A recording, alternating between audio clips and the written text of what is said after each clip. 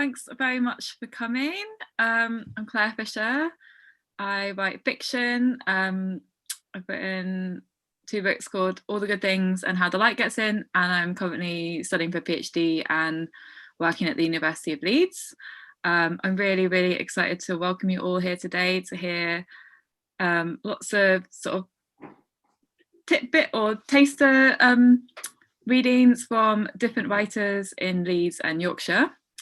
I will introduce them each as they come up, and my sort of idea is there'll be several short readings, and over the course of the readings, if any questions occur to you, feel free to post them in the chat, and then after the first 4 readings, I will pick a few questions from the chat and let the writers answer them.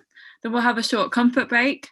Then after the break, we'll have a few more readings and another short Q&A.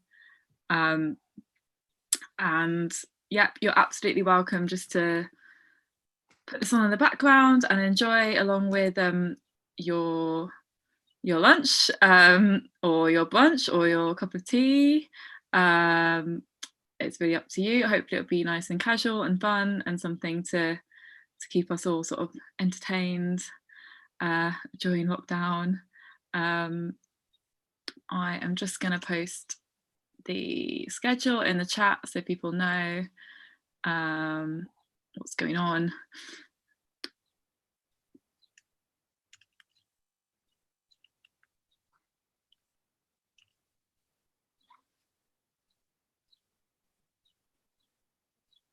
And I'll wait a couple more minutes if you have any like late comers. Oh, someone's having a flat white. That's great. Sounds delicious. Anyone else got any fun drinks or snacks or beverages? I've just had a flat white a bit before, so I feel nice and awake. Hello from sunny Ireland. Scones and tea. Oh, that sounds so great. Nice sparkling water. Oh, sparkling water. Boiled water. Well, I mean, I've just have unboiled, unsparkling water, so it's both quite exciting.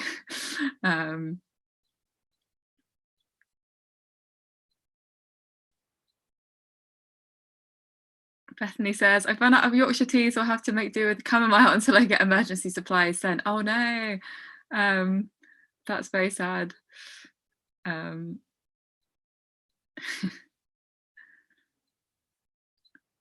I think, Bethany, are you still in Madrid? In Spain? I'm not sure. Yeah, Bethany is a friend who I met in Leeds many years ago, and now she's living her best life in Spain, but without Yorkshire tea, which is very sad. Cool. I'll just post I posted the rough running order and timing in there, so if anyone wants to have a look, the times might vary a little, but the order will stay the same. Patrick says, I've just had a raspberry sponge cake and a cup of tea. I'm going to have chicken dinner box meal for my lunch today. That sounds excellent, Patrick. Wow, this is a great start to Sunday. Okay, well, without further ado, I think let's get going, because I'm sure we don't want to all be staring at the screen for a really long time. So I'm really excited to welcome our first speaker, Rachel Bauer. Rachel is a writer based in Sheffield. She writes poetry and short fiction. Her first collection, Moon Milk, was published with Valley Press in 2018, and her new collection, These Mothers of God, will be published in July 2021. So let's all welcome Rachel. I'm gonna mute myself and turn my video off whilst Rachel reads, so we can all appreciate Rachel. Maybe the other speakers will do the same. Great. Okay, shall I go? Yeah, ready? Cool. Okay, thank you, Claire. Morning, everybody. It's lovely to be here with so many friends and people I've worked with recently, also people I haven't seen for a long time. So welcome, everybody, and thank you, Claire, for organising this. I'm looking forward to hearing everybody read. So I thought I'd just read a couple of new poems from my forthcoming collection, These Mothers of Gods. I'm still writing. It's coming out in July with Fly on the Wall Press. So these are a couple of quite new poems, and it includes lots of different poems. The idea is to push towards a more expansive understanding of mothering including our collective responsibilities for each other and for lives, environments, and natural worlds. So it includes lots of different kinds of mothering and mothers. And this first one's about a term baby mum. And it's called Story of Baking, Story of Birds.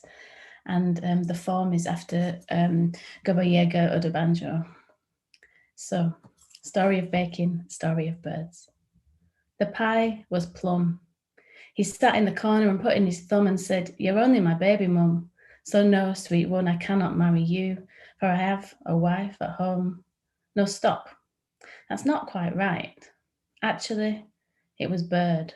He kept me in an egg-skin shell and said he kept me very well, with 24 blackbirds tender under crust, and I longed for beak-ruptured pastry, for sockets pecked to dust. But no, that's wrong. I said, "Pat me and prick me and mark me with B, grind my bones to make your bread." Not really. I won't stand for that. I stepped upon a blackbird, a light, ribcage spread of toes flight, hooked the basket high in the oak with that wise old owl, rock-a-bye baby on the tree top. But no, he lobbed rocks, brought us both down, broke my crown, vinegar and brown paper, stamped on the blackbird's splaying wings, breast, throat. No, don't worry, wrong story. Hush, little baby, don't say a word. Papa's going to buy you a mockingbird. But the last pie was air, hollow as bird bones, wafer thin, so I said, "Baby, we'll eat broth without bread, no diamond ring, no looking glass, no wit, no sent to bed, no plum, no bird, no bloody pie." Okay, so the second poem that I will read is another new poem, and it's about the British citizenship test, and it's about belonging and violence, the violence implicit in that kind of demand, and the demands on us to make allegiances and the exclusions involved. So it's called Flags and Flowers, and it opens with a short quote from Walter Benjamin from Illuminations, which is, "There is no document of civilization which is not at the same time a document of barbarism." Flags and Flowers. The carpet at the test centre was pencil blue, blue of lead water, blue with unforgiving grey weave of blue sweet, the wind blew sweet of our belongings, cruel sweet, too dead for snowdrop blue. And the screen flashed electric, blue glasses on the man opposite, blew his sweat chill, shivering as the timer flew on our chances of belonging, bucketing crosses of salt on sky, blood on snow, my pencil all wrong for this test, indecisive finger taps, cold numb, clicking rose, thistle, forget me not, while flashy eyes jab cenotaph, confident, roast beef, definitely. The Queen, blue blood, forks blew it up, Shakespeare haunting the flame between green and violet, the V of dark-bellied geese, never at home, blown away with trying to belong, red dragon, snapdragon, white blue flame, forgotten my practice, bog cotton or Whitehall, my son knows it all from school, black death, union, blue willow plates, but my brain mists mountain, speckled eggs, cyan, steel, clear, the meter out of credit, cold bean tongue, tinned, blue lace, under thin skin, at our wrists and throats, birds crawling at our feet, carpeting our toes. Okay, so the last one I'll end on just a shorter poem. And lots of the poems in the collection, there's some poems that are also about environments and animals, and this one I thought I'd end on one with a bit more energy and optimism in the natural world, and this is called Silver Seal. after Louise Gluck. Excuse me. Silver Seal. There is a time to kill, to slick after fish, dive, a time to gorge, to get, to blubber, to fill, a time to pup, to spill, to rend. There is a clumsy time, sanded, greyish barrels spotting the dunes, a milk time, to fast, to thin, teeth like dogs, a shadow time, guarded, a feather foot suckling time, a time to leave little snowy casks, stranded, flippers to sky. A time for bulls and cows to roll, lush-bellied, viscous and heavy, a wanting time. A time to return, to plunge, to heal, a time to swell again. Thank you.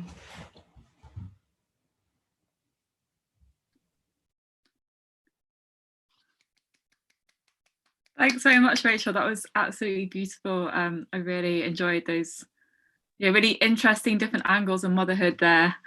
Thanks a lot. If anyone has any questions for Rachel, feel free to post in the chat, or if you have any questions for all the speakers in general, thanks. But yeah, that was lovely. Thank you. Thank you. Next, we've got Cherie-Baptiste Taylor. Cherie is a writer and poet with a background in acting and television production. Her poetry pulls from those disciplines to paint narratives rich in imagery and often exploring themes of identity, parenting, well-being, and much more. She's currently an associate artist with Renaissance One and a writer at the Vanitas Arts production of Jackie Cave's Trumpet, directed by Amanda Huxtable. She'll be performing later in the month with London-based Live Canon and hosting and performing at Huddersfield Lit Fest on 23rd of March to mark the anniversary of the first lockdown alongside Kayo Miller and Michelle Scully-Clark. Well, that sounds like a great event, and another nice reminder about another Yorkshire-based Lit Fest. So I hope I can host in the manner you do. It'll all be new to me. So. Well, yeah, I mean, this is also my first time hosting. I don't know. I'm trying to. You're doing very well. Yeah, that sounds like another great event. But I'll shut up now and let Cherie take it away. Thanks, Cherie. Hello, thank you for that, Claire. This next poem, when I knew my mum was going to pass, I wanted to find a way to kind of break out of the narrative of grief and navigate to a place where I could be there with acceptance and love.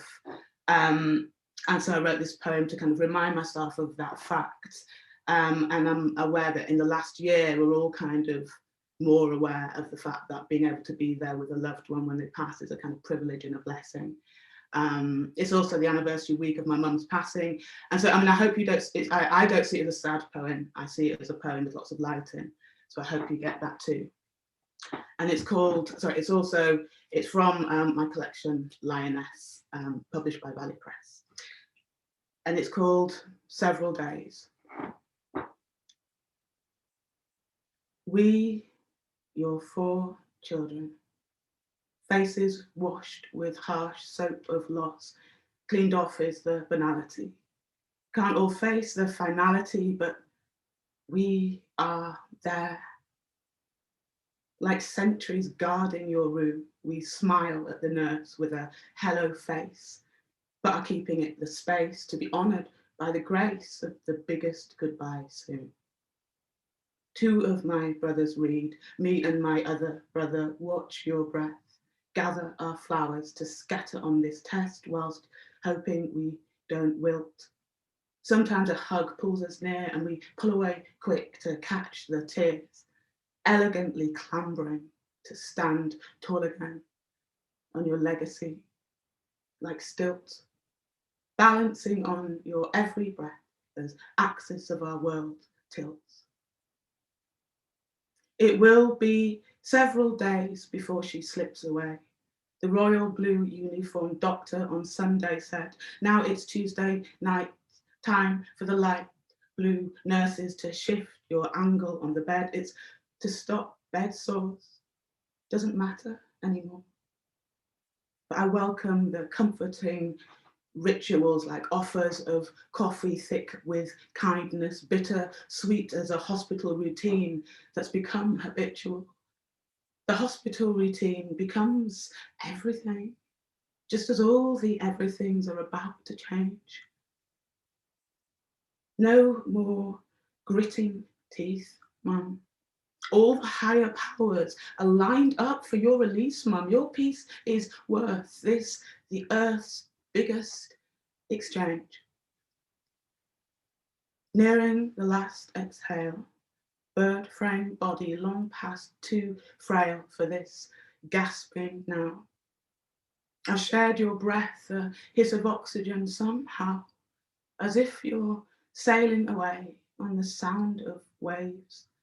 The red kite, wings wide, that soared days before, sleeps. This night hides, keeps itself, just for us, on this change everything day. Like the nights I gave birth, there's this haze of spirit that only visits when life arrives or is taken away, like the air's alive with another world's firefly. A shine, just a shine, but I just know it's time. And your whole frame rises again, swelling with the importance of this last breath. My hand rests, stroking your brow. You taught me how, skimming your hair, knowing I've long prepared for only love, not fear to be there. So as you go, I throw my words, my love, like flowers.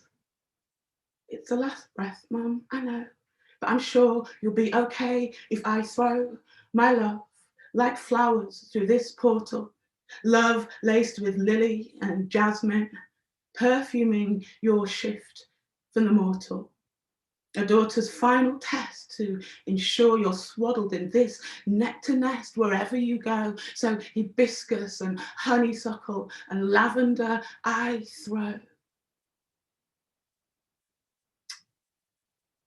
And I kiss you, once warm, once cold. Adjust the blanket, I neaten the fold. There's no regrets because all our regrets we told. And as I leave, I remember all the flower seeds that you've sown. Whole meadows of love still inside me. Tender tendrils that will always grow. Thank you.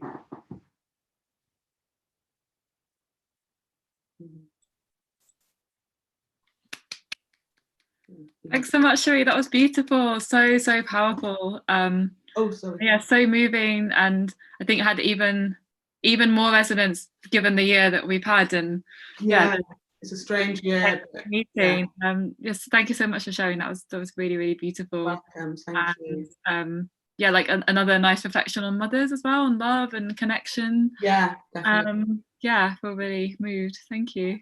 Thank you. There's some nice comments there. Okay, next we've got S.K. Perry, sorry. S.K. Perry's debut novel, Let Me Be Like Water, was longlisted for the Onjati Prize and picked as the big read for Brighton Festival's City Read. She was the winner of the Berlin Writings Prize and is a current member of the Northern Short Story Festival Academy. So I'll let her take it away. Thank you, Claire, and thank you for having me. It's really nice to be here. Nice. I was about to say Sunday morning because that's how it feels to me, but it is the afternoon. But yeah, hello. Thank you for being with us. I am going to read the beginning of a short story called A Wide Neon Yell, which is in this anthology called The Circus. Picture this: a cord hangs from the arena ceiling. At the end of the cord is a metal loop, and all around the loop is my sister's hair. The method by which her hair is attached to it is a family secret. To an audience, it looks loose and accidental, but underneath it's plaited super tight in a closely guarded sequence of knots and twists that take nearly 2 hours to put in. I know, I've done it. So her hair's attached to the loop and she's attached to her hair, obviously. And so she makes this one long line from her pointed feet right up to the roof. My sister starts the act with floor work. She dances. The cord moves and it looks like she's being pulled by it. She makes her limbs trail like perfume leaking after a body. She's the swing tip of a pendulum, and for the first 170 seconds, she drapes from the moving cord, elegant as aroma drapes, in a soothing, beautiful trance. I'm used to meeting up with my sister in hotels. She was a working performer from the age of 14. It's been that way our whole adult lives. I tracked down wherever her troupe were performing and stayed a few days in whatever accommodation she had. I'd say she lived nomadically, although this is a metaphor because, of course, she's never searched for pasture. That's the original meaning of the word nomadic. Pasture, if you don't already know, means grassland. 170 seconds into the act, my sister's body is pulled from floor work into the sky. So hold in mind that this is the opening act. It's not like the audience are expecting fireworks right away, so the tug at the center point of the pendulum swing is unexpected for most of them, and she stays all limp-looking as she ascends. This gives them time to notice it, and they point and whisper to each other, "Hey, she's hanging from her hair." They watch her, breath held, as the loop she's braided onto rises fast towards the ceiling. The music at this point is soft, like you'd expect on a makeup advert set in Paris, but it starts to catch and shake around itself as though the track is stuck. Then it cuts out, and my sister, high up in the roof, judders. Today, we're both in Amsterdam, not for one of her shows, for our parents' anniversary. I suppose staying in her hotel room is simply a habit at this point. My sister said to me once that all words are metaphors, so the matter of whether she's truly nomadic or not is a moot point. I think this is true for some words more than others. For example, grassland is a compound noun meaning land with grass on it, and that doesn't seem at all metaphorical to me. It's just a small thing related to the philosophy of language and not at all to real life. But I remember my sister and I arguing about it in a disproportionately urgent way. I arrive at her hotel around 3 p.m. Our mother told me where she'd be. So back to the act. My sister judders in the sky and the lights change. Everything goes still and quiet. The audience waits, necks back and faces up like kids in the snow. Then, after a beat, she snaps her legs into box splits, and the exact same instant a new track bursts from the speakers. It's brash and funky. My sister spins fast, legs spread like a sycamore seed. In the air like that, it's undeniable. Her body is muscle and not perfume. She was always in control. The draping, the pendulum, an illusion. It surprised me when our parents chose to celebrate their anniversary in Amsterdam. None of us live here, and to the best of my knowledge, they've no emotional attachment to the city. I've been avoiding my sister, quite honestly, and I'm nervous when I arrive at the hotel entrance. I ask at reception for details of her room, our room, I suppose. We've not discussed this arrangement, so she's not left a key. The manager refuses to tell me where she is at first. I say, seriously, we look exactly alike. Have you not seen her? If you had, you'd know it's the truth. She's my sister. He calls up to her room, speaks a few things into the receiver with his back to me, hangs up, turns to me again and says, "Is she the one with all the hair?" "I guess she must be," I say, and I sigh. I honestly hoped she might have cut it by now. He looks at me with an expression I don't understand. I mirror it, which is how I deal with people who glare. It lasts maybe 15 seconds, a long time, quite honestly. I wonder if this is him flirting with me. "Her room, good sir," I murmur eventually in a low voice, maintaining eye contact and trying to project resilience and allure. He looks away, taps a computer keyboard. 5th floor, 519. I imagine I'm a sycamore seed and glide over to the lift. Watching an audience, it's at this point, 180 seconds into my sister's act, legs split and spinning high, that I can identify them. And there's always some people who hope she'll fall. The night of the accident, the earlobes of one teenage girl are round and slightly fluffy. A man in glasses has pointy ears whiter than the skin on his neck. A person holding hands with someone much older than they are has wide ears that stick right out, more on the left side, actually. The word audience comes from the verb to hear. I can tell the faces attached to these ears belong to people desperate to know the sound someone makes when they're just about to die. They're open to experiencing a possible death too, I imagine, the crunch of discs slipping, a punctured lung perhaps, but the acute urge, I can tell, is for that moment before, the wide neon yell from a woman, yellow terror in anticipation of pain as she falls, the splashing out of fear from my sister's body all over the auditorium. I've read a lot of definitions of the word sister. I met mine in the period between my parents' touring and their retirement. They had 15 students and she was one of them, as was I for a bit, but honestly, I didn't take to that kind of learning. My parents would have never forced me, so I went back to regular school. I watched the classes, a sort of audience, I guess, on Saturdays when I was home. Anyway, I'll get real with you. Some nights everyone wanted it, to hear my sister sound as afraid as they could imagine a person sounding.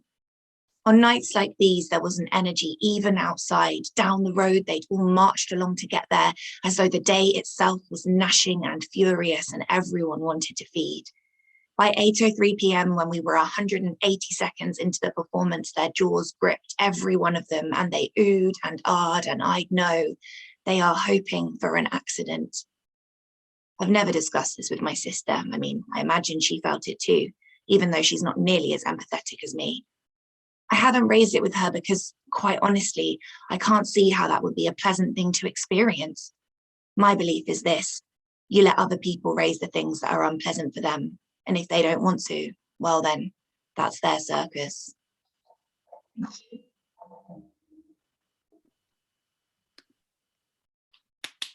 That's brilliant, Sarah. Thank you so much. I really, really enjoyed that. Yeah, so many vivid images. I think I saw a much earlier version of that story quite a long time ago. It was really nice to hear the final version. It was so intriguing. I want to read it again and read it right to the end. Yeah, very gripping. Someone's asking what anthology it's in, so you should post a link. So that's all of the participants. Feel free to post links to your books so people can buy them. They're all great, I'm sure. Okay, and the final speaker before the break, we've got Kayo Chingoryl. Kayo's poetry collection, Campanella, is published by Chatter and Windows, and his new collection, A Blood Condition, will be out in April, also from Chatter. I'll let Kayo introduce his poems. Thank you very much, Claire, for inviting me to be here. Lovely to be here in such company. Some very, very local company as well. Lovely to read together. So I'm going to read from a collection that's about to be released from Chatter called Blood Condition, is what it. I'm very, very happy with the cover, and this copy arrived about a week ago, so this is only my second time reading from it for an audience, and so I'm very joyful to be able to do that for you today. I'm going to start with a poem which is a poem that I wrote about a Yorkshire dialect word, which is the site of great debate between Yorkshire and Lancashire, because in this part of Yorkshire it's Ginnell. In Sheffield, I believe it's Gennell, if I'm not mistaken. Any Sheffielders in the audience, let me know. And then in Lancashire, it shifts to being something totally different.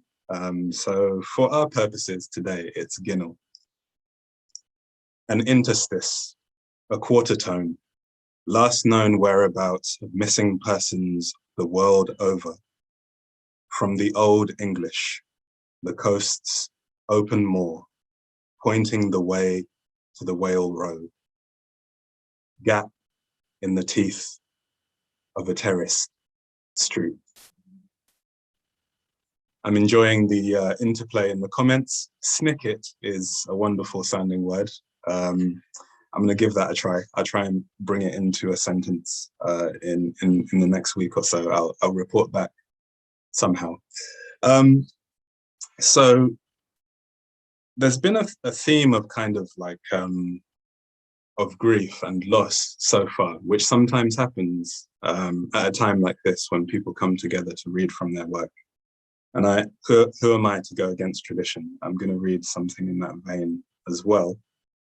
I was thinking about the limits placed on travel when I wrote this poem, because last year I was supposed to travel to Zambia and I wasn't able to, obviously, and I think that's where the poem started. It's called Chingoryl Road Cemetery. Because of what it would take to visit, I visit Tata's grave on Street View.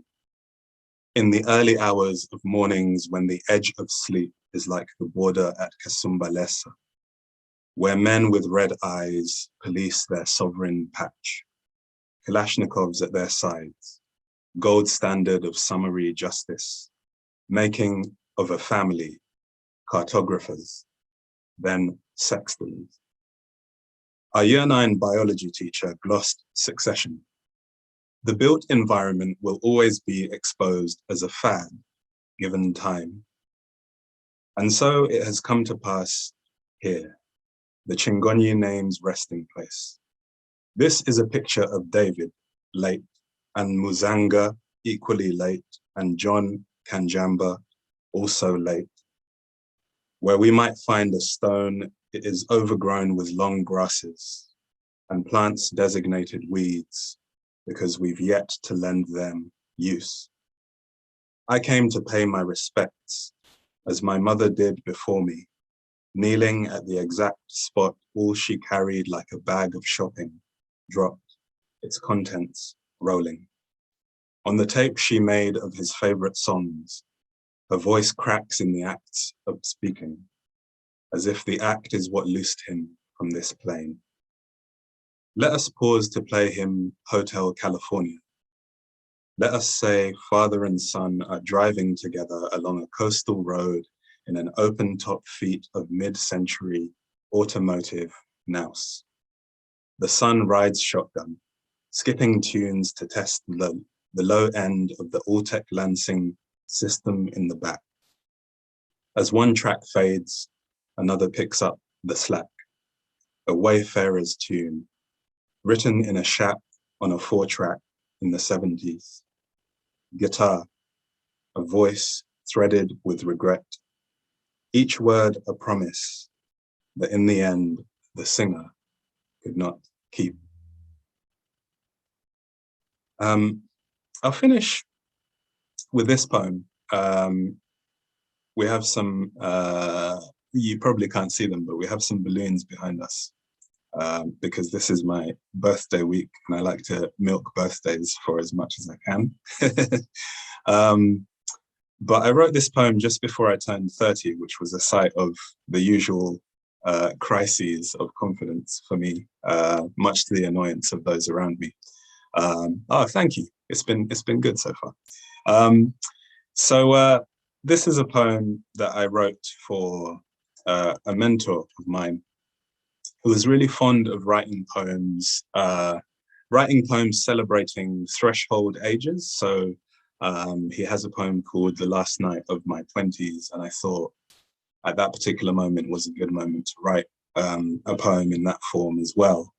Most especially because I was in St. Andrews, where he was born at the time that I started conceiving of this poem.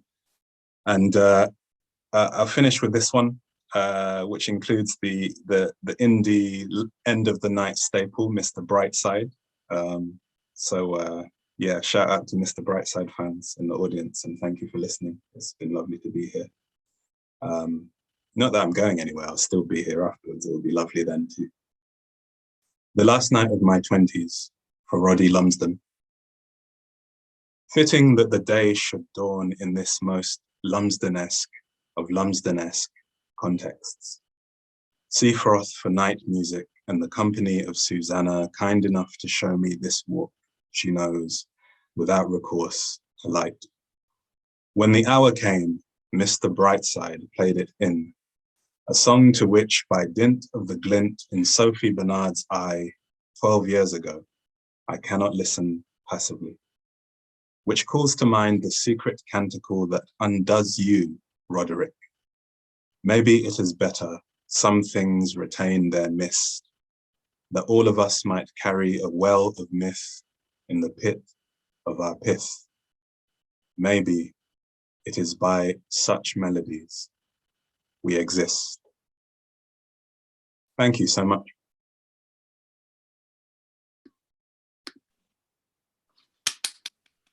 Thank you, that was wonderful. I really enjoyed all of those, and I really can't wait to read the new collection.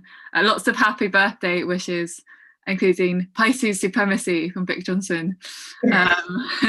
And Mary says, I turned 30 last week. That was wonderful. Thank you.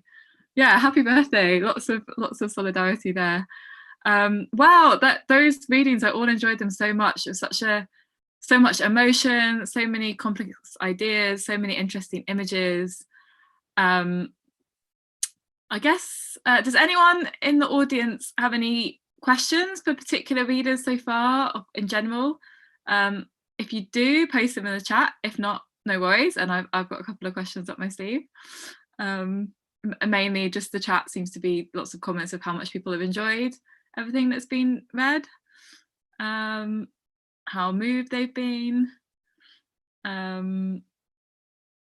Okay, I've got a question, but maybe each of you could answer this if you feel able. Anyone who's read so far, but you by no means have to. All of you chart quite complex kind of emotional ideas and also intellectual ideas in your writing, but using really specific concrete images. And I wondered, and a lot of you seem that you started your story or your poem with a specific idea in mind, like emotional change you wanted to chart, or like Kayo exploring the origins of certain words, or not being able to travel. I wondered what was the biggest surprise in the writing of these pieces that you encountered? Was there anything that just totally surprised you, specific words, images, or the general direction of the writing? Do you want to just raise your hand if you'd like to answer that? I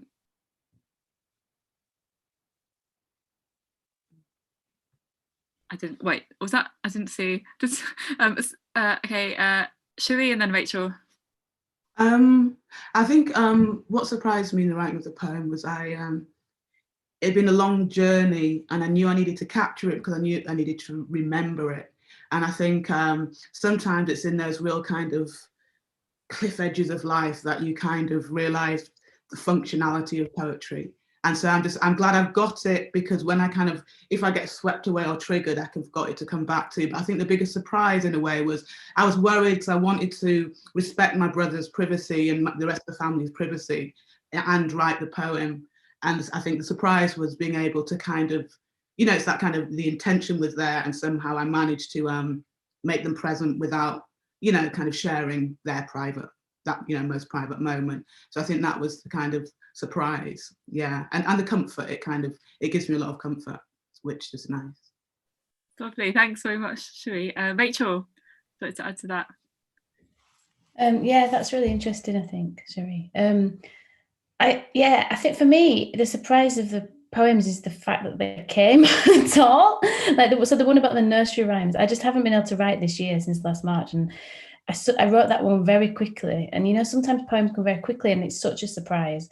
And I was like, should I read it? It's really new, but in a way, it feels like it speaks something true, and it's there, And whereas the other poem that I read, the second one, has been kind of years in the making, and it's been in other forms. And I think there's that moment of surprise in writing a poem when it becomes what it is, and something about its DNA, or something about it moves from like an already said or a collection of words to something that actually is alive and speaks something. And for me, that's like a moment of real surprise, because I don't think I did it, and that poem has been in lots of different forms. And the challenge for me, partly with this collection, is trying to put, I'm trying to include I'm trying to write a collection that contains lots of experiences that have been marginalized or hidden from history, or continue to be marginalized.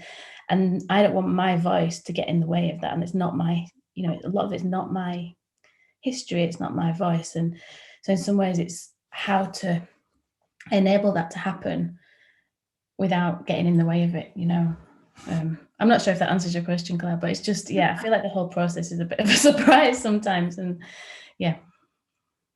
Definitely so interesting. And I think each project or each poem, each story has its own process that is you never know what it's going to be until it happens, right? And it's always somehow more than the sum of its parts. There's always something that can't quite be explained. Kayo or Sarah, did you have anything you'd like to add? I think the thing that surprised me in working on these poems is that I was working on a project with Rachel, which the Yorkshire dialect poem came out of. And those poems really surprised me because I've had a relationship to Yorkshire now for maybe 15 years because I studied at the University of Sheffield. And I had some sense of certain words, but new words are always emerging and surprising me. Yeah, the process of surprise was just being met with different ways of saying a thing, even in the chat today, like finding out about snicket. For me, like, such things are gifts, and like they lead my mind off in different directions. And at some stage, there'll be somebody from Bradford in a poem or something I'm writing, and they'll use snicket. And I really love that about language, is that it lodges in your brain somehow. So yeah, that whole Yorkshire dialect section of the book is a surprise because it's not anything that was in my mind when I started working on the manuscript. I can't wait to read it. That sounds great. Yeah, I agree. Something about the word snicket as well. Really, like it's like scratching you, isn't it? It's like snicket. So I didn't tell you about snicket sooner. Okay. Did I not mention that during the whole time you were working on it? Sarah, do you have something you want to add? Yeah, sure. I mean, so I wrote this short story between like finishing my last novel and what I'm working on a new novel now. It's actually quite far along at this point, but it takes so long. Like I've been working on this novel for like 5 years, and I like really got into trying to write short stories so that I could finish things because you just want to have a piece of work that you're like, oh, you know, that's done. But yeah, this short story, I was very much like experimenting with short story writing, and it was for a themed competition, and the theme was the circus. Like I really like having a theme because I think it's like a way in that you might not have gone into otherwise, and I think works for like a form, like whether it's a poem or a short story or whatever. And so this particular story came from years and years ago. I was part of the Roundhouse Poetry Collective, and while we were in residence there was a circus festival, and one of the acts were these two women who did hair hanging, which is where your hair is braided into a hoop and you do acrobatics hanging from your hair. I mean, it is absolutely astonishing. And I just for like 2 months became really obsessed with this circus art basically, and then, you know, it went in what Kayo just said, it was lodged in my brain and like went in the back drawer. And then when years later this circus theme was the theme, I thought, right, I'm gonna write a story about the hair hang, and yeah, this is what came out. So that's great. Yeah, it's so weird how things, little details, like it could be one detail, one striking image, one word that could lodge there. Okay, we've got some questions in the chat.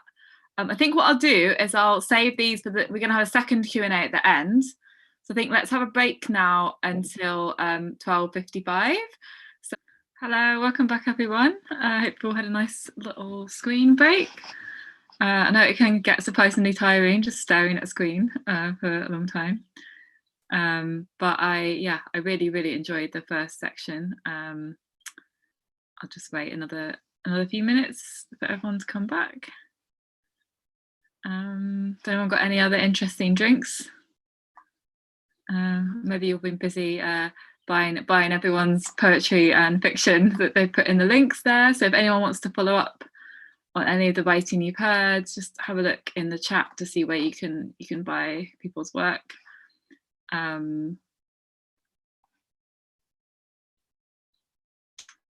regardless drinks, Sarah says, so Dawson says, endless Pepsi Max as usual. Rachel's put another link to her new collection, which I'm very excited about, especially having been given a sneak preview. And someone else has had rhubarb tea and oat milk, classic. I'm a big fan of that particular combo. I've actually had such a strong coffee this morning. I actually don't even need a second one, which is strange for me. Usually 2 a day is my strict limit.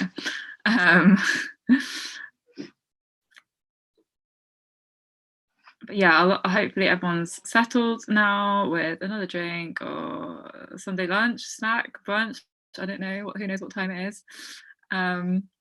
Let's get going with the second half. So similar format to the first half, but we're just going to have 3 readings from Kimberly, then Sarah, Dawson, and myself, another short Q&A. So Kimberly, yeah, first we're going to have Kimberly Campanella. Kimberly is a poet, writer, and a lecturer at the University of Leeds. Her publications include the poetry collections Consent, Imagines, and Strange Country, as well as Mother Baby Home, a collection of conceptual and visual poems based on St Mary's Mother and Baby Home in Tuam, County Galway. Kimberly, would you like to take it away? Sure. Thanks, Claire. Thanks for having me. It's really nice to do this, especially on a Sunday, which seems like kind of the loneliest day of the week in lockdown.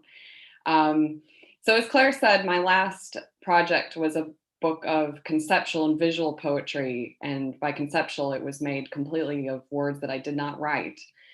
And I worked on it over 5 years, and it was a very intensive process to consider the ethics and aesthetics of working with this material and raising the issues in the way that I did. And so when I finished that, I found that it was obviously quite hard to write poetry. And so because I had so shattered poetry itself, even beyond sort of verse forms, I went the other direction and have been obsessively writing prose poems. And I think I'm kind of in the position where I've got a bit of a collection together. I'm not sure, because it's hard to tell, I think, in lockdown whether anything is real, even the things that you've just made. So we'll see. I think ask me after this. But so I'm just going to read a few of these poems, and Kayo might recognize one of them. So, you were at your gate. You were at your gate. The tomatoes you had grown were drying in a small wagon. Your wedding all those years ago had been an intimate affair.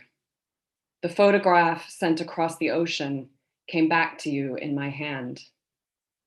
A similar understanding of kinship is found among bricks or stone used in church buildings or fortresses. They return in a new form by way of a country manor house or a stable or a shrine holding beer bottles.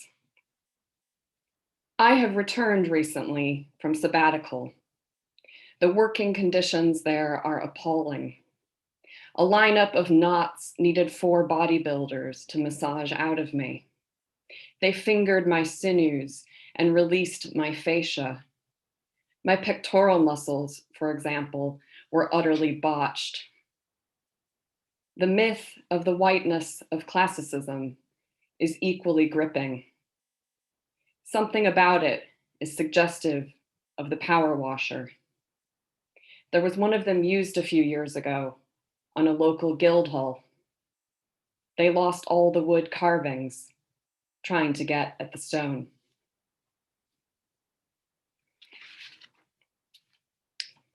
The gym. You obtained a free gym off the internet for the back garden. This makes it easier to isolate muscles individually or in groups, in full view of the neighbors whose windows look out over our slack bodies, moving objects unnecessarily.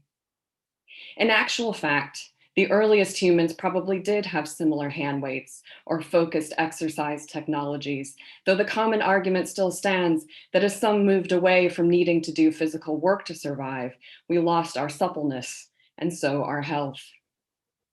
Our lifespans are indeed extended, but this is due to medical interventions which have nothing to do with me and my own efforts beyond potential agreement in their value and support through taxation.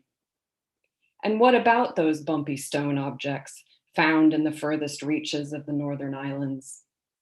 Were they shot puts or hand weights created to prepare the muscles for necessary hunting and grappling? Were they invented to prime the experience of the actual? Unfortunately, these strange stones show no evidence of having been thrown, and likely spent their days in pristine ritual condition swaddled in skins associated with high status that have now disintegrated, though it is possible that the only ones to have been collected and so thought typical are the most ornamental and the least damaged.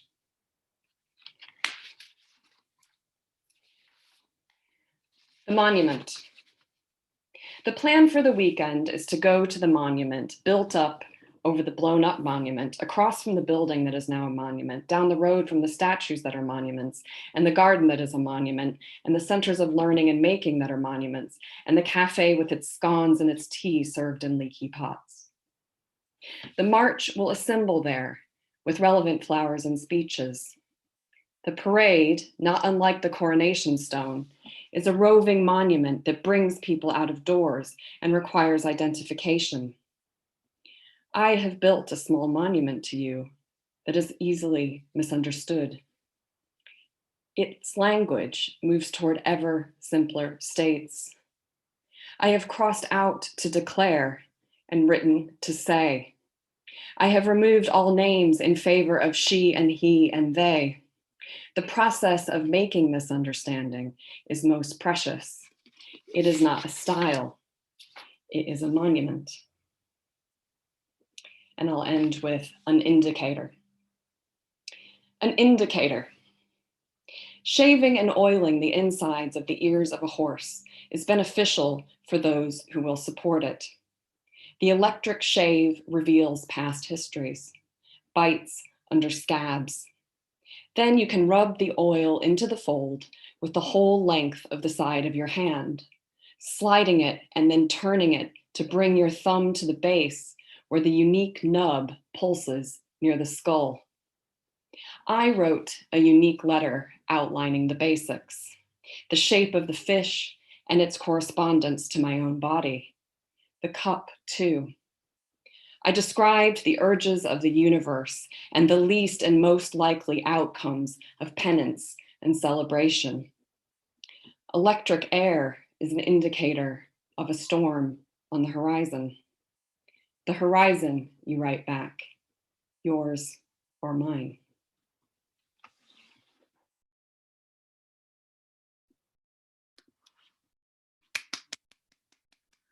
Those are great, Kimberly. You couldn't hear me laughing, but I was laughing along to lots of that. And I'm a big fan of prose poetry and sort of work that sits kind of between prose and poetry. I like that a lot. Really enjoyed and look forward to the collection. I like the little insight into lockdown exercise regimes as well. That was quite hilarious. Thanks. Okay, so next we've got Sarah Dawson. Sarah is a practice-based PhD student at Leeds, studying the practice of failure in contemporary experimental poetry performance. Her artist book, Expecting a Different Result, was published by HBTN's Interruptions imprint in 2020. Now I've got Sarah. Hello. First of all, I'm just going to say I will put my link to my book in the chat. However, my most recently published book has absolutely nothing to do with what I'm about to perform. So apologies for that. I'm going to share my screen. Host disabled participant screen sharing. Never mind, you will just have to look at my face. Right, okay. So the poems I'm reading are part of an experiment that I did. I've been learning the International Phonetic Alphabet and putting my poems into that. I was really hoping that I could share my screen and show you what that actually looks like. But I think you'll be able to see my difficulty with it through the reading. So the first poem I'm reading is half written normally and half written in the International Phonetic Alphabet, which I sort of half know. And the second poem will be written entirely in it. Hello, Claire. Hi, sorry, I think they can sort out the screen share. If you just wait a second, I think the LitFest should be able to sort that. Do you want to wait a second so you can screen? If you wouldn't mind, that would be. Yeah, that's absolutely fine. That sounds important. Okay, I think, can you share it now? Can you try now? Let's try again. Share screen. Desktop 1. Share.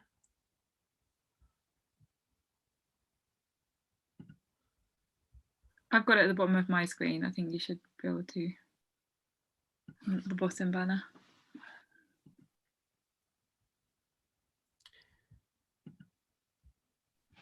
Just a sec. Right.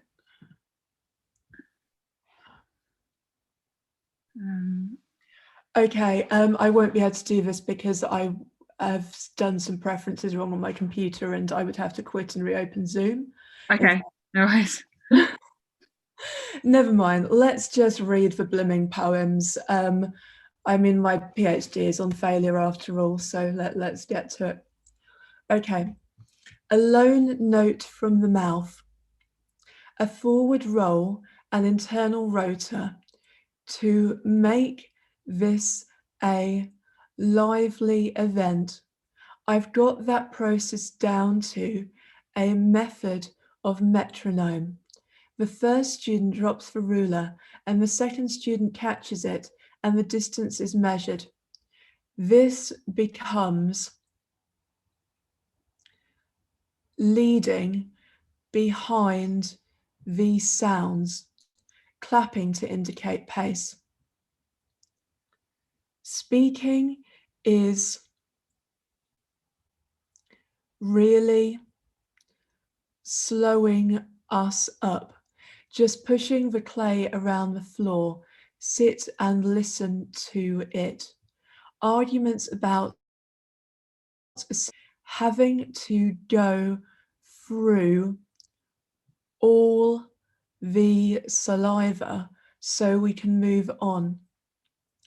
The words come out the fresher, which sound with which mouth.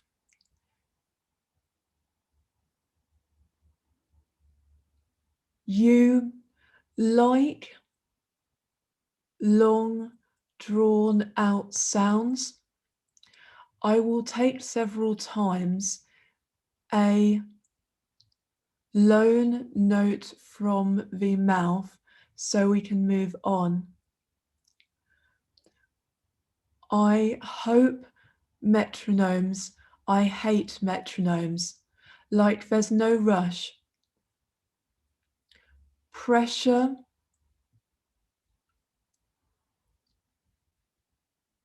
via the fresh, just jump. Waiting so long for your time to speed, make an oath, which sounds with which mouth, too many moving parts, but it had sunk in, spelled, sold into words so we can move on. But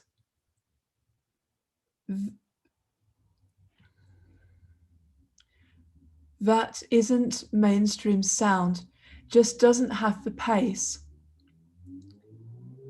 Fills time, it fills time. I will take several times to make this a lively event, just pushing the clay around the floor. We need time to process it. That's the first one, which was half written in IPA and half not. This one is entirely written in the International Phonetic Alphabet. I might see if there's a way I can share these documents after the event. Voiceless consonants of SSBE.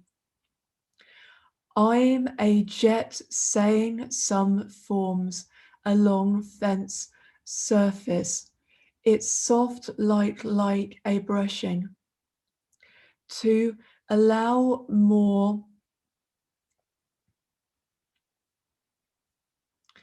air particularly my lips go outwards light per like. Rome v. Trachea possesses my lips.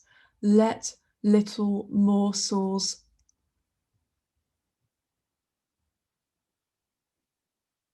there.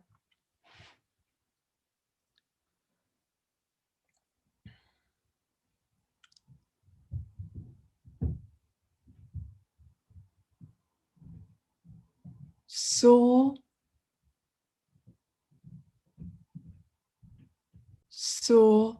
its Atisha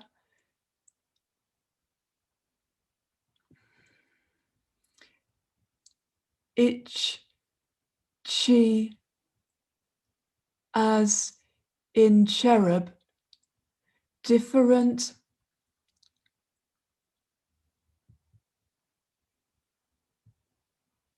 her in car and kind. Something ripped a trachea, complete to my tongue. Before I knew it, the is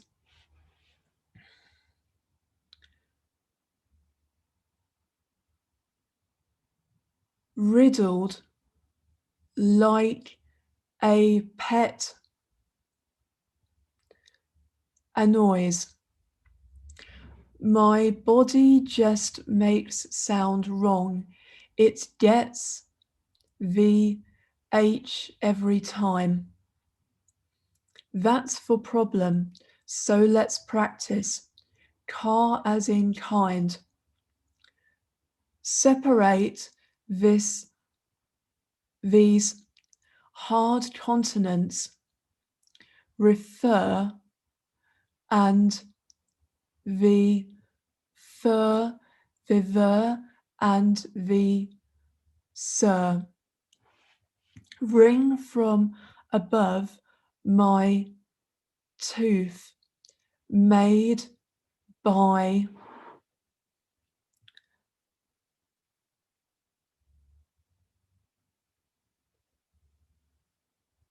le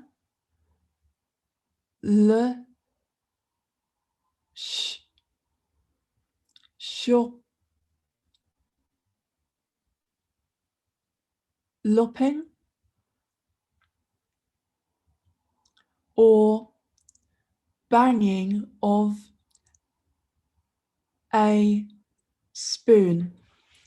It's a tough plus sure, which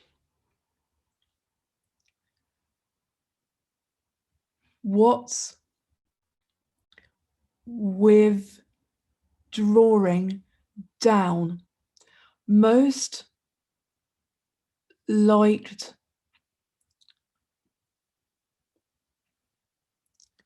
who puppet with this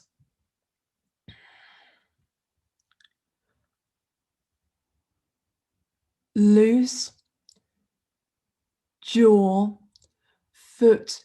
It's just a throw weights, just a little bit on my net, just heights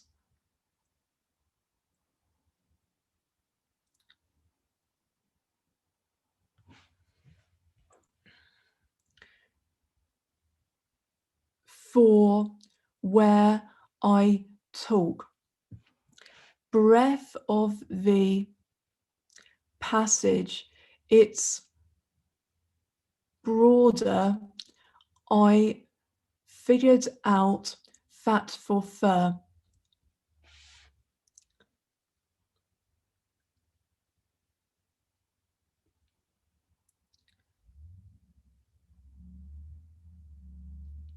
clearing this little remnant of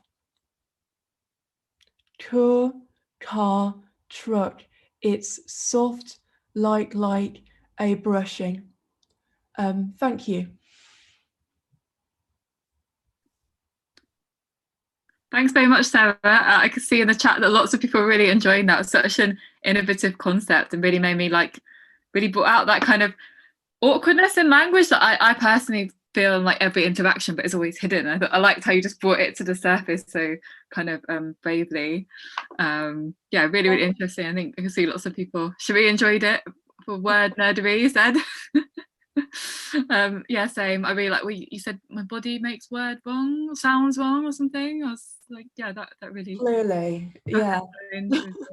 And if you want to share any links in the chat, you're welcome. Or if you want to message me them, I can share my screen. Or if you... that's all right. I'll figure it out later. I'll find some way later. But thank you very much. Cool. Thanks very much for that. Okay, I guess I'll read something. Yeah, I've also been working on some kind of flash fiction, prose poetry. I don't know what we'd want to call it. Anyway, this is a short piece called "The Moon is Trending." The moon is trending. There is a spider crawling across Sophia's forehead. It's a very small spider. In fact, I'm not sure if it is or isn't a spider, but it is, nevertheless, a creature she will not want anywhere near her face. She'll probably yell at me for not telling her sooner, which I could only do if I were to interrupt her story about her friend's boyfriend and how he sets timers at 3-hour intervals throughout the night so he can feed his avatar in some computer game to which he is unhealthily attached. He hasn't left her flat in months, and there is a constant crust at the corners of his eyes, as if he is constantly waking up. Sophia says that her friend says, but if she were to turn off his alarms, he would cry. Sophia's friend knows this, even though she has never seen him cry. She has never seen any man cry. She's not sure men can cry, which she knows is a cliche, but hey, cliches exist for a reason. And the spider is now on Sophia's cheek, and the boyfriend, he's actually stopped going to work. He expects Sophia's friend to pay his rent, as well as cook and clean and fetch the gaming paraphernalia he keeps ordering from her. Actually, it's her dad's Amazon. And every now and then, she thinks, this can't go on. Which is exactly what I'm thinking, be Sophie's attachment to her friend's boyfriend's attachment to his computer game avatar. She tells me it almost every time we meet. And even when she tells me other things, e.g. the moon is trending, she is telling me it. She is telling me it when she tells me that on the way home from work, she saw this massive queue outside this massive warehouse. She thought it was for something really exciting, and then she felt annoyed that all the people in the queue knew about it and she didn't. So she joined it, and after what felt like forever, but was probably about 6 minutes, she asked the woman in front what they were all waiting for. And the woman looked at her like she'd said something really rude, and she whispered something to the child Sophia had only just noticed was standing beside them. And the child asked what she'd asked, and she told them, and the child said nothing for what felt like another ever. And then they said, it's for food. And then she said, oh, and she turned and she moved away from the queue as quickly as she could without running. She didn't want them to think that she hated them. It was more that she hated herself or something. And the moon is trending, the moon is trending. Although how exactly can the moon be trending? Does it have a Twitter account? Who on earth runs it? Who on the moon runs it? More to the what? Says Sophia, the actual fuck. Sophia slaps her cheek. Was there something on my face? Her eyebrows crease at an accusatory angle. No, I say. I felt something. She slaps it again. I definitely felt something. But you'd tell me, wouldn't you? Of course, I say. And how I feel is like I've snorted a glass of Prosecco, which is how Sophia says her friend says she feels when her boyfriend turns the volume of his console down so low that she hopes, for a second or sometimes two, that it's off. And that's it. I'll just stop there. That was just something I've been working on recently. It's not been published yet. Maybe it will at some point. I have no idea. But yeah, the others, if you'd like to turn your videos back on and we can have a second Q&A. Yeah, that's just the strange place my brain has been in recently. Does anyone have any questions for the second set of speakers? Actually, I'll tell you, let's start first. I know that somebody asked earlier if there's any writers who particularly inspire you.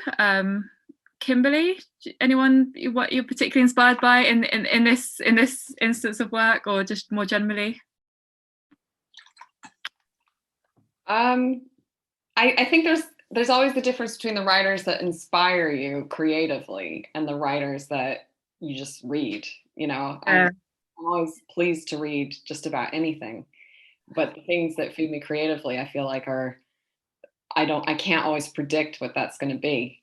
And I mean, one of my trusted books that I have on my shelf is a kind of selected poems of the Chinese poet Bei Dao. And I've had this book for 20 years or something, and I always find I'll just pull that book off, and it always kind of gets my brain into another place. And I think for me a lot of times reading poetry in translation does that for some reason. I don't know if it's something about the way the process of the poem goes through poet and translator or something. It just feels extra magical.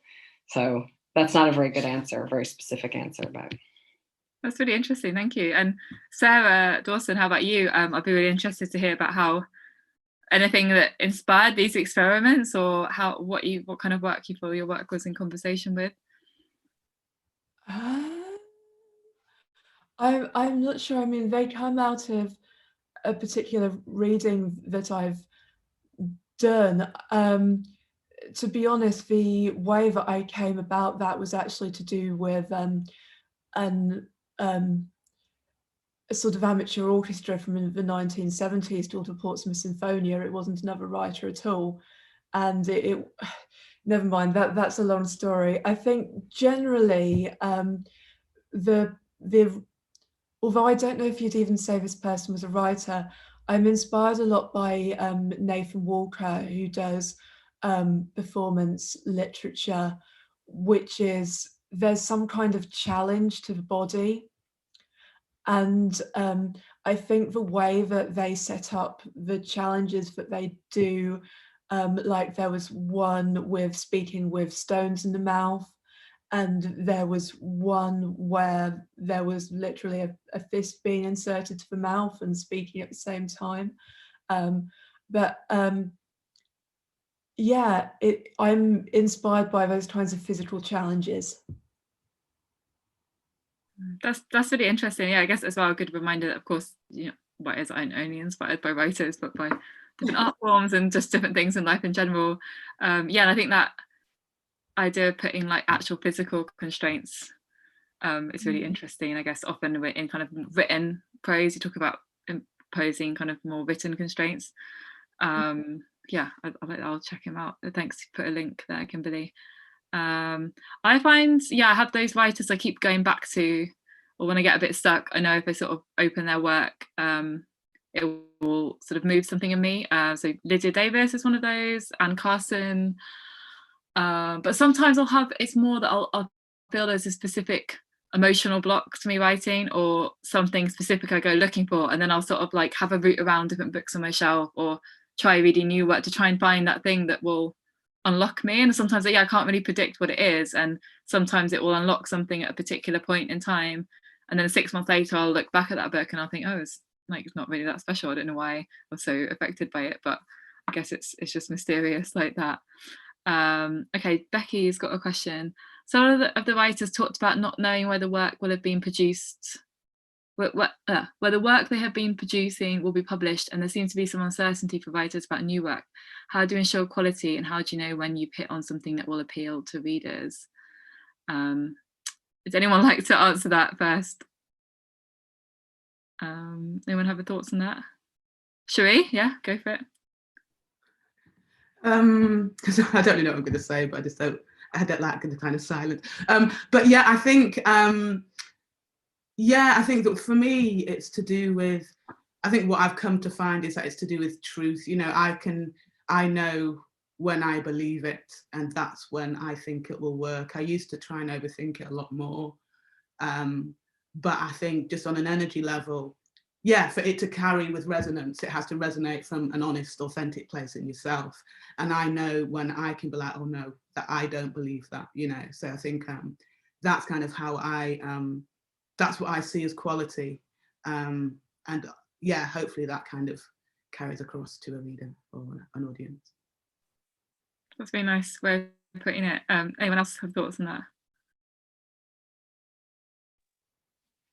I could say, I mean, I kind of think it's not really about, I mean, it's going to sound weird, but it's not really about the readers. It's a bit what Cherie's saying. It's sort of like, if I express doubt about what I'm writing, it's like, am I going to do anything with it? I don't know, maybe not. It doesn't have to become anything. At least for me, it could just happen, and then that's okay. You know, it doesn't have to have that pressure attached to it, I feel like. And I think when we attach that to it, it's usually a sign that it's kind of, yeah, like you said, Cherie, it doesn't have that kind of energy that you want it to have to continue to exist. Otherwise, it'll just go into whatever file folder. It's a fine file folder. It's not a bad place. Yeah, definitely, I agree. I think you can't think about if anyone will like it, and you never really know. You never can be sure, but yeah, all you can know is how you feel about it, and if it's as true as you want it to be. Yes, Sarah? I think like something happens as well between doing the writing and it becoming a book. And I think like part of that process is also having collaborators, like, you know, sometimes a very editorial agent, always an editor, I think. And that process, like if your kind of role is to create the work, their role is about like shaping it for a reader.